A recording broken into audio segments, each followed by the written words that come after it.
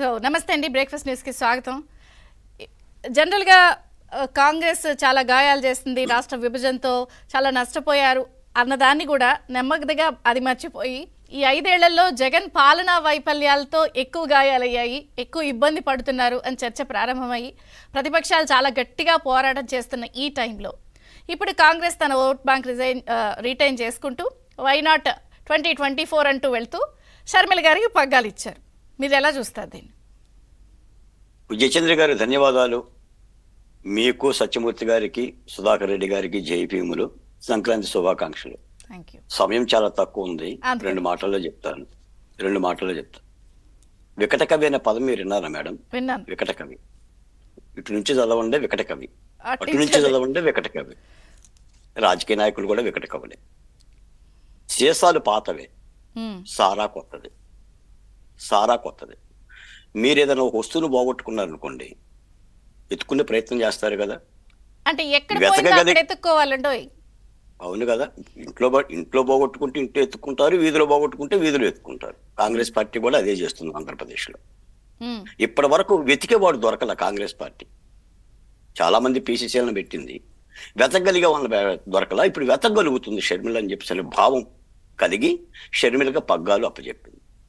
ఏమో అన్నని వెన్నుపోటు పొడుస్తుందా, అన్నకి ఎదురు తిరుగుతుందా సంగతి పక్కన పెట్టి, పోగొట్టుకున్న అంటే జగన్మోహన్ రెడ్డి గారు కాంగ్రెస్ పార్టీని గుత్తమొత్తంగా తీసుకున్న అంటే కార్యకర్తలని, నాయకులని, ఓట్లని తిరిగి రాబట్టుకునే ప్రయత్నం కోసం ఉన్నా సరే చేస్తుంది. ఆంధ్రప్రదేశ్ లో కాంగ్రెస్ పార్టీ బతకాలి అని అంటే వైసీపీ పార్టీని చంపాలి, దర్శాలంతే. No other than. తెలుగుదేశం పార్టీలో, జనసేనలో, బీజేపీని చేయగలుగుతుందా లేదనేది చెల్లి గారు చెయ్యాలి. చేస్తుందా? ఎంతవరకు చేస్తుంది జగన్మోహన్ రెడ్డి గారి మీద? ఇప్పుడు అన్నను అధికారంలో పెట్టి మా నెత్తిని పెట్టింది షర్మిల గారే.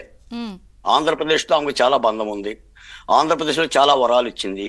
5 ఏళ్లుగా ఆంధ్రప్రదేశ్ ముఖం చూడలేదు షర్మిల గారు. స్టిల్ ఎప్పటి వరకు అది అమరావతి ఉద్యమం అయినా, విశాఖ బుక్ అయినా, లేదా ఆంధ్రప్రదేశ్ సంబంధించిన అంశాలైనా ఎక్కడ కూడా మా ముఖం చూసిన పాపాన బాగలేదు. ఏమండి మేడం ఏం రాజకీయాలు మేడం? ఈ రోజున కండువాలు మార్చకపోతే రాజకీయ నాయకుడు కాదు, జెండాలు మార్చకపోతే మనం ప్రజలను బాగా అలవాటు చేశాం. ఇందులో వాడే అందులో. ఇప్పుడు అన్న ఒక చోట పోటీ చేస్తాడు, తమ్ముడు ఒక పోటీ చేస్తాడు, భార్య ఒక దగ్గర పోటీ చేస్తుంది, భర్త ఒక దగ్గర పోటీ చేస్తుంది. ఈ రాజకీయాలను తెచ్చేసి ప్రజల్ని మనం మొబిలైజేషన్ చేసి మనమే నేర్పి వాళ్ళకి. ఒకప్పుడు పార్టీలు మారటం అంటే ఆత్మహత్య సదృశ్యం, ఇప్పుడు మారకపోతే ఆత్మహత్య సదృశ్యం. ఏంటి రాష్ట్రానికి కాంగ్రెస్ పార్టీ ఎందుకు పోగొట్టుకుంది? రాష్ట్రానికి ఏదో తప్పు చేయబట్టే కదా.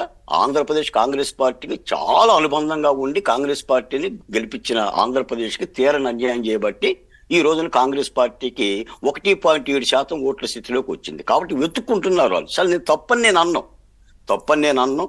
రాజకీయ పార్టీలు కింద పడతాయి, మీద పడతాయి. కాకపోతే ఏంటంటే ఎంతవరకు పోరాడుతుంది షర్మిల గారు ఏంటి అనేది చూడాలి. మరి ఆయన అన్నకు ఎదురుగానే పోరాడాలి. నిజంగా కాంగ్రెస్ పార్టీ కనుక పోరాడాలంటే జగన్మోహన్ రెడ్డి గారి మీద పోరాడాలి, వాళ్ళ ఓటు బ్యాంక్ మీద పోరాడాలి, వాళ్ళ నాయకుల మీద పోరాడాలి. టార్గెటే జగన్ మాకు అని చెప్పేశారు ఓపెన్ గా. ఒక బ్రేక్ తీసుకుందాం. అసలు టీడీపీ ఈ పరిణామాన్ని ఎలా చూస్తుంది? ఎందుకంటే ఎవరు మాట్లాడినా టీడీపీ జనసేన అలయన్స్ పై దీని ప్రభావం మీద